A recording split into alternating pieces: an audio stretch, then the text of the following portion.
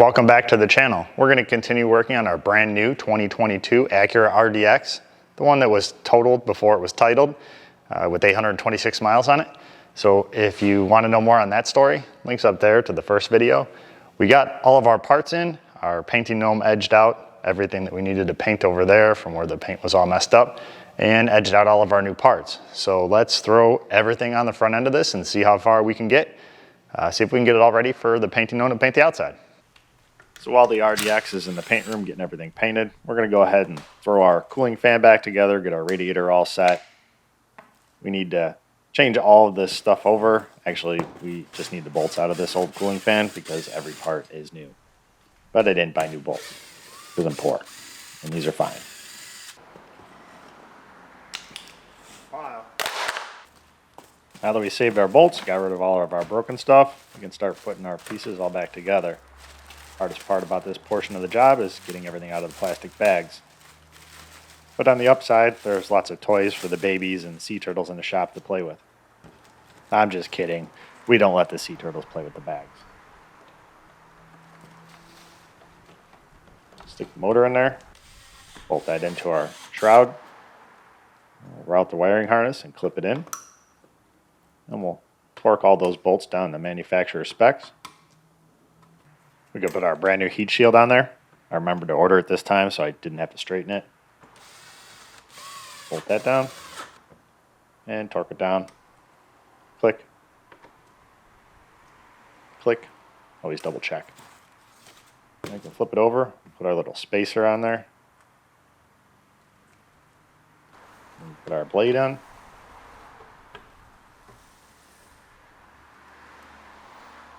Put that on the motor and tighten it down. Give it a spin. That's the equivalent of flicking the straps. We're ready to put our condenser on. We can start the two bolts in the bottom because the bottom of the condenser is slotted. Slide it in there and bolt the top in. Tighten up our bolts on the bottom. We'll flip it over. We'll set it back in the original box so that it's nice and safe. When it's shipped, it has that piece on the inside that keeps it from flopping around in there. I just rip those off, and then we can put our cooling fans and everything in here, and it'll store nicely. Always tighten up the petcock just to make sure it's not going to leak on us. And we'll drop our cooling fans in there and bolt them in. And of course, you know I didn't clean the original one. Now we're going to replace our intake tube because no RDX front accident repair is complete without a broken intake tube. Push this vacuum hose off here with our vacuum hose removal tool. We'll pop this other vacuum hose out of our wiring harness. And now we can unbolt our wiring harness.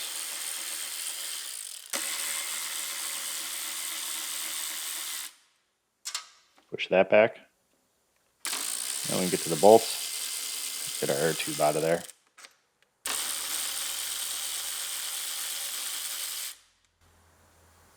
This is much easier to do when the front end's apart, but you can do it when it's all together. Of course, then you guys wouldn't be able to see what I was doing.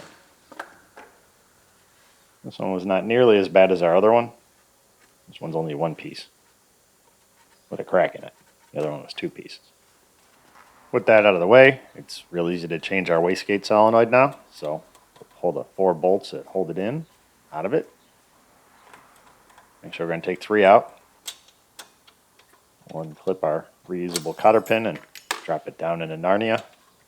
We'll go look for that later. Pull our last bolt out of here.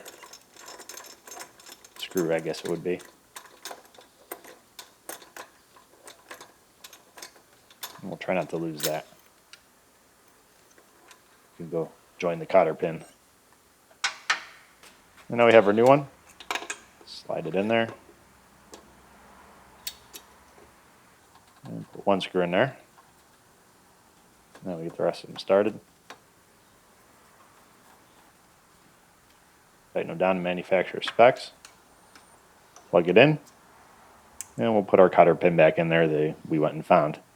Clip it in and then flip it over so it's upside down. And it won't get snagged on the heat shield. So there is some adjustment on our wastegate by loosening up the jam nut and screwing it in and out. So we just want our actual lift to be the same as our target lift, or at least in the general neighborhood. They're pretty close, and they do fluctuate a little bit until the computer learns its value, but once it does, they'll be right on. Now that all that's changed, we can throw our heat shield back on here. Somebody already had this apart once. That's why our oxygen sensor is only finger tight. So we just unplugged it and unscrewed it. Get our brand new heat shield out of its bag and slide it in here. Put a bolt in the bottom and then one more on the side. And I haven't found the other two, so we're just going to leave them out for right now. I'll have to go looking for them. Tighten up the 2 bolts we have and torque down our oxygen sensor. Clip in the wiring harness and plug it in. Now we can put our intake tube back on here.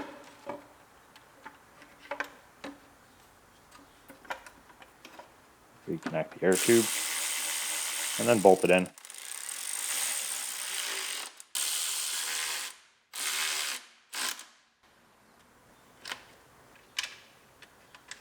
Start the bolts in our wiring harness and tighten that up. Let's stick our vacuum lines back on here. Yay, spring clamps. These are the kind you don't need pliers for. Just use your kung fu grip. Put the other vacuum line in there. And check everything, make sure we got it all back together. Now we can put the bolts on the top of our air tube. Managed to find those. Still looking for the heat shield bolts. We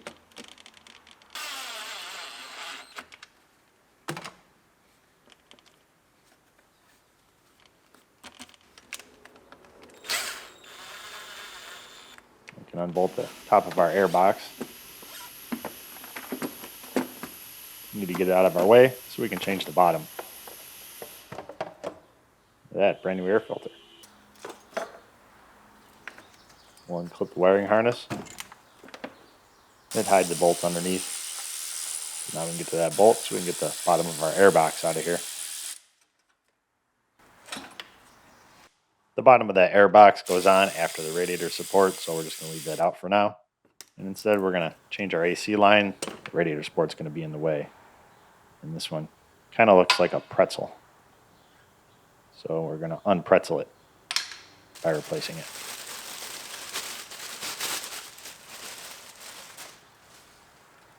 That looks a little better.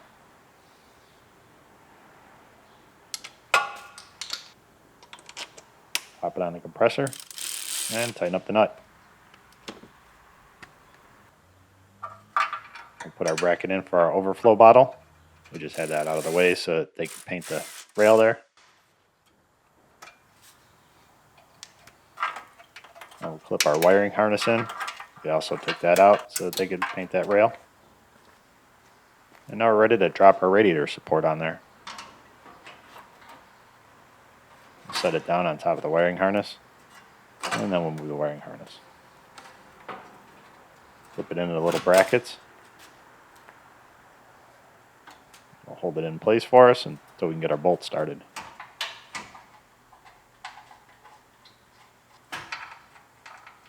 Start our bolts at the bottom, and then we can start our bolts at the top. I'll use the old paint marks to the back where it was. Hopefully it lines up. There is a little bit of adjustment.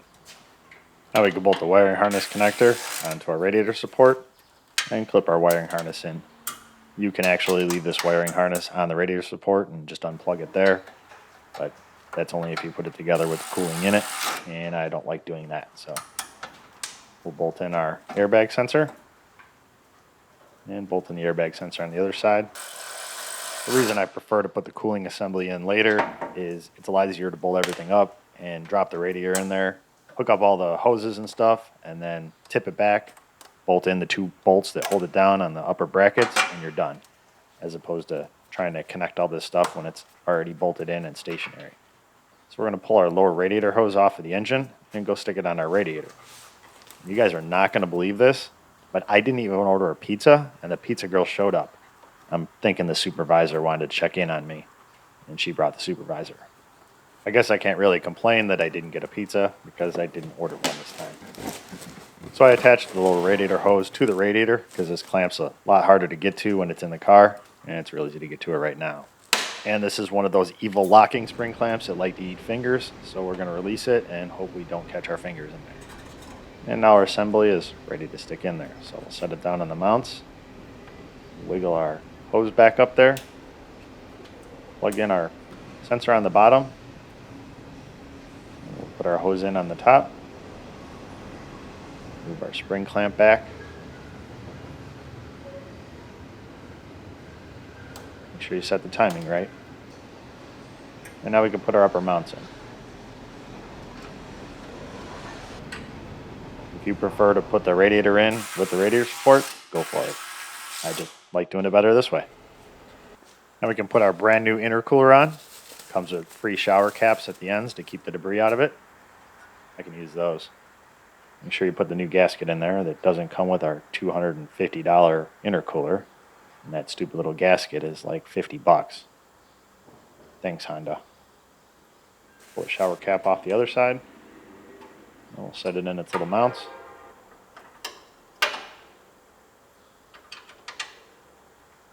Bolt in the top mounts.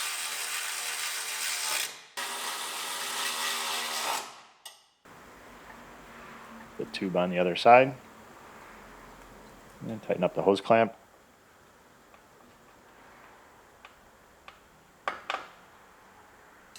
This side has 2 long bolts that go in it. Luckily I found those in the mystery bag that they left for us. I think it was in the incorrect bag actually. But no down to manufacturer specs. And we can reconnect our AC lines. We pull all the little plastic caps off.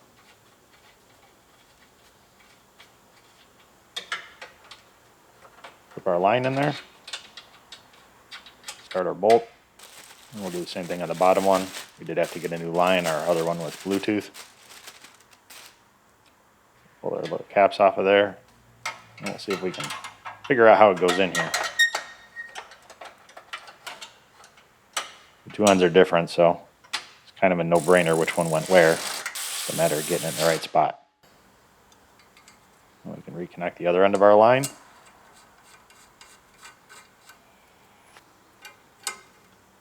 And tighten it down. Click. Okay, I put it off long enough. We're going to put the clamp back on our lower radiator hose.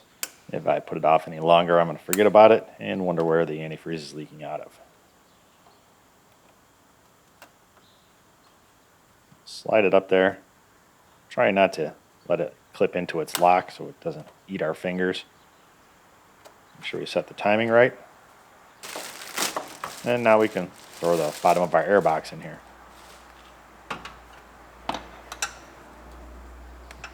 Slip it into the baffle. And we can bolt the one bracket into our radiator support. And bolt in the other 3 bolts. Flip our wiring harness back on there. Install our air filter.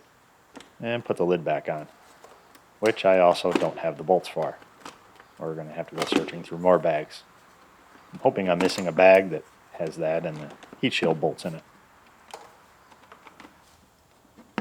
Flip the air tube in and tighten up our clamp. Plug in our wiring harness for our mass airflow sensor. We'll install our rubber baby buggy bumpers.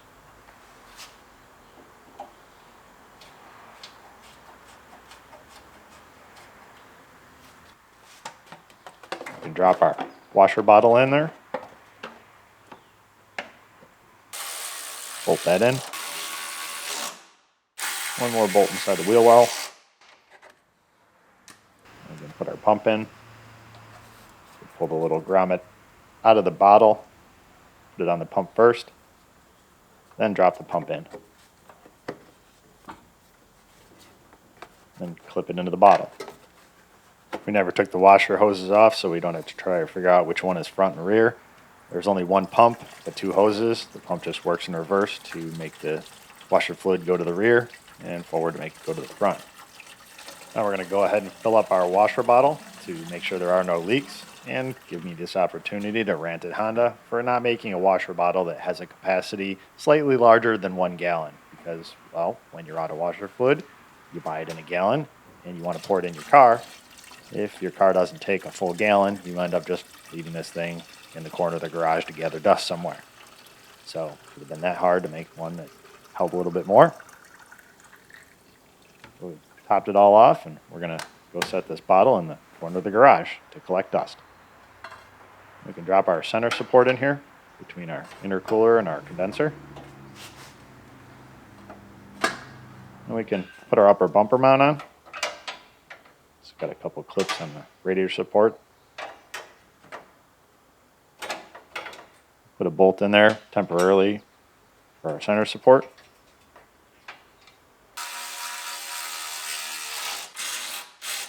Tighten everything down. And we'll route our hood cable over and reconnect our wiring harness that goes to our millimeter wave radar. Now we can put our baffles on the side, flip them in. Got a brand new one for the right side because our old one was a little squished.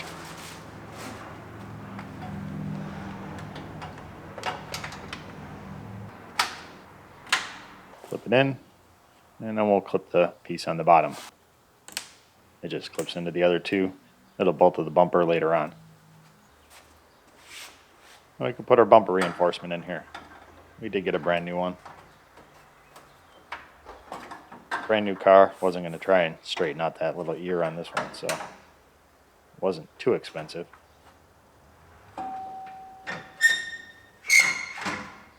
We'll slide it over our baffles and hook it onto the little brackets that hold it in place until we can get our bolts started.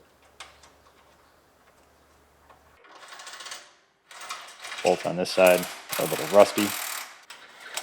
At least the nuts that are welded in are, because the bolts are out of there and water get in there. So once we get them all started, we can tighten them all down.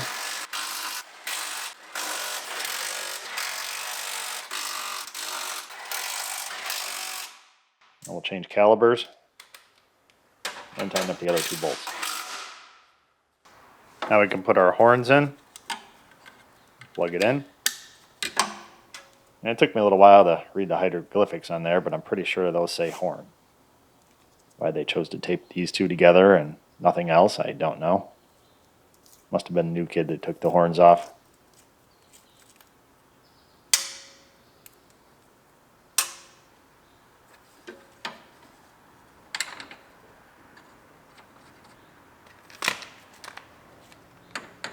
Bolt the horn in. Rubber bolt. Head over the other side. Got a brand new horn for this side because our old one was a two-piece design. Didn't make a whole lot of noise that way. Tighten it down. Now we'll pull the other piece of the horn out of here. I guess it was a three-piece design. And plug it in. We can drop the overflow bottle in here on the bracket that we put in earlier. Just slides down in there and locks in. Now we can put our overflow hose on and our cap. We had to get brand new ones and the elbow because I don't know what they did with the old ones. I guarantee you they weren't bad. If the overflow bottle wasn't bad, I don't know how this would be. There's actually a tube that goes down inside the overflow. It's going to hold all this together, but we didn't get that yet, so we'll just put it together with what we have. So now we have to try to figure out which way this hose goes. Not quite sure. Would have been nice had they given us the old one. I think we got it. Looks like it might be right. Maybe not. The little marks on it tell you where it clips into stuff. So if we kind of line those up, it helps. Slide it onto our radiator.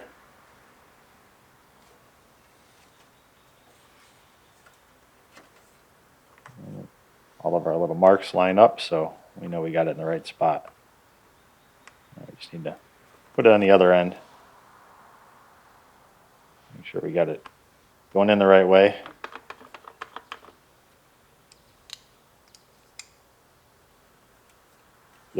Doesn't want to go together. Need a little oil, help slide it together. And I have reached the pinnacle of laziness and don't want to walk to get any, so I just pulled the dipstick out. That little drop of oil will be enough to hopefully slide this together. Yes, I am that lazy. It worked like a charm.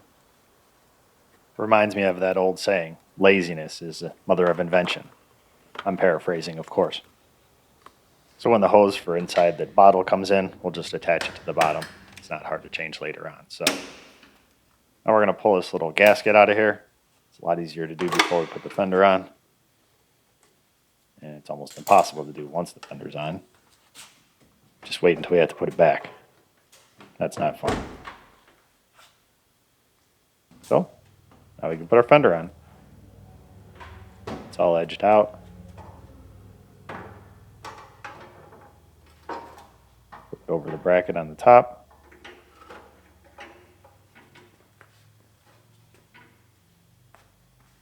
And then we can start our bolts.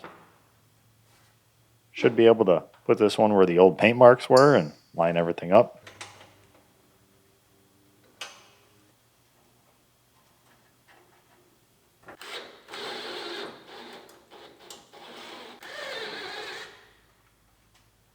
Move it around a little bit before we tighten it up. Close our door and check our gap. You can move the bottom around a little bit.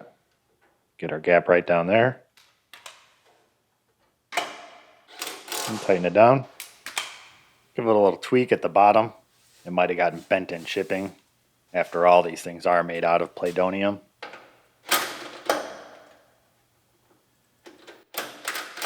Tighten up the rest of our bolts.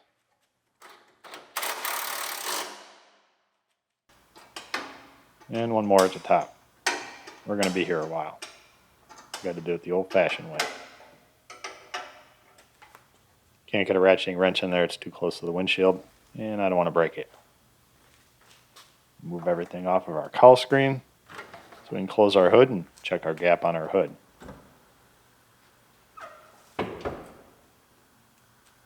The gaps on our hood to fenders look pretty good, and the gap to our door to fender looks pretty good as well.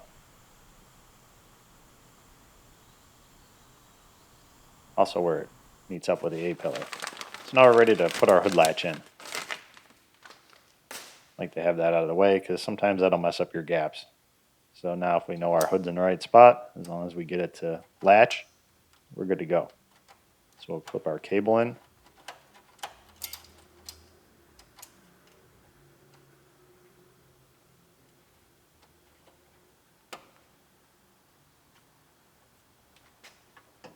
We're going to put our bolts in our hood latch. There's 3. We're only going to tighten up the 2 top ones for now. I'm not going to bother with the bottom one. It's a little harder to get to. Then we can move it around if we have to. And then when we got it where we want it, we'll tighten up that 3rd one. And we'll clip our hood cable into our radiator support. Now we can pull the bolt out that we put in temporarily that holds our center support to our upper bumper mount, because this is now going to also hold our remote hood latch handle. It's kind of a multitasking bolt. The other one is just an ordinary bolt. It just holds our handle. We put them back in and tighten everything down.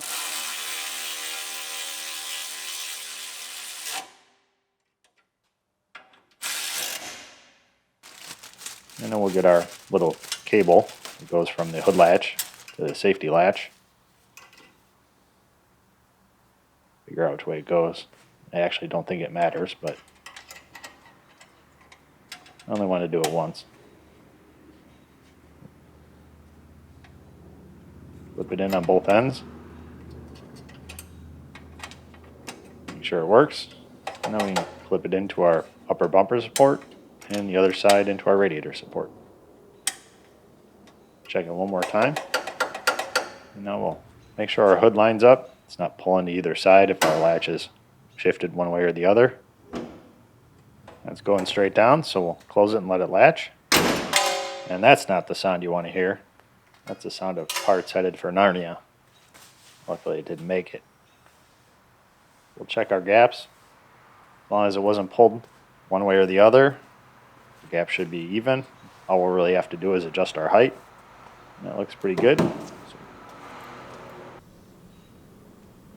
Now I know the internet has trust issues, so I'll let you take a look at the gaps for yourself.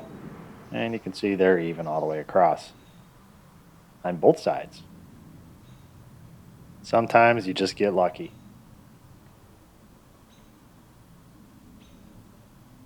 So now we can go ahead and tighten the rest of our bolts down on our hood latch.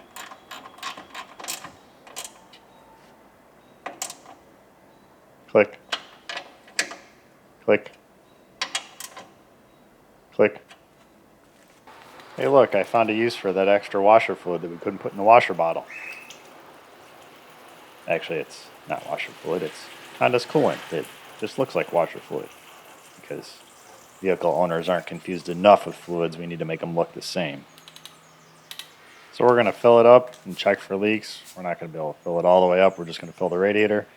And there'll be an air pocket in there, but it doesn't matter because we don't have the little drain tube for inside of our overflow yet.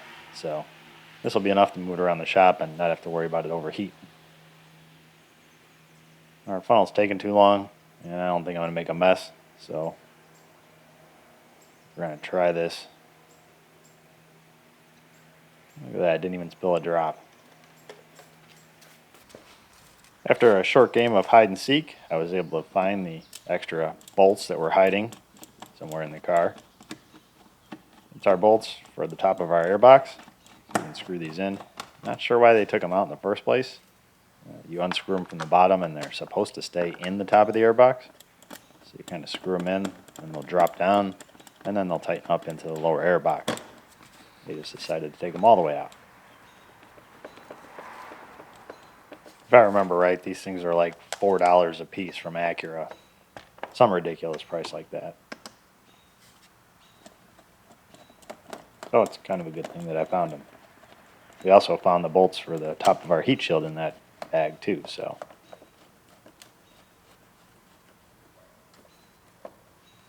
Mark all of them down to manufacturer specs.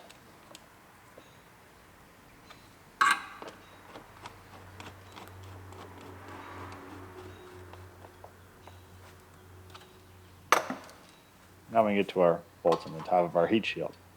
I left these two out because I thought they'd be the easy ones to get to. Turns out the two that I put in were much easier to get to than these. Mental note for next time. These were easier to get to until I put that pesky air tube in the way, but I'm not taking it back out, so we're going to struggle. We'll just get the bolts started, and then we're going to go caveman and use an open-ended wrench to tighten them up because that's all that's going to fit in there. Little by little. 1/10 of a turn at a time. Then we can put our bracket up in the front for our millimeter wave radar. I don't know where the bolts went for this, but luckily we had some extra bolts from our radiator support. They happen to be the same. These are just painted. Bonus. And before the internet accuses me of having extra bolts because I didn't put all the bolts back in where they belong, the upper tie bar comes with the radiator support and it's held in with 6 bolts. So you get some extras. And if you don't need them, you just throw them in a bucket and leave it in your center console for later. Once our bracket's bolted in there, we can clip the wiring harness to it. Now we can go get our precious radar unit. Brand new from Honda. Probably this fancy packaging is what makes it so expensive. I'm guessing plastic wrapping it to the cardboard is supposed to keep it safe. If they think that's going to keep it safe, they must not ship this FedEx. We'll clip our radar in and plug it in. Make sure we got the plug going the right way. There we go. Put a little wiggle, make sure it's staying in there. Now we're going to pull our cowl screen extension off the end. Just one little push-in clip.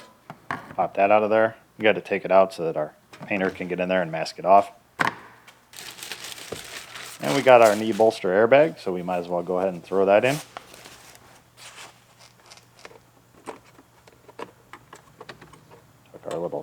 hook up there, slide it up between the plastic dash and the brace underneath, and clip it into its little hangers.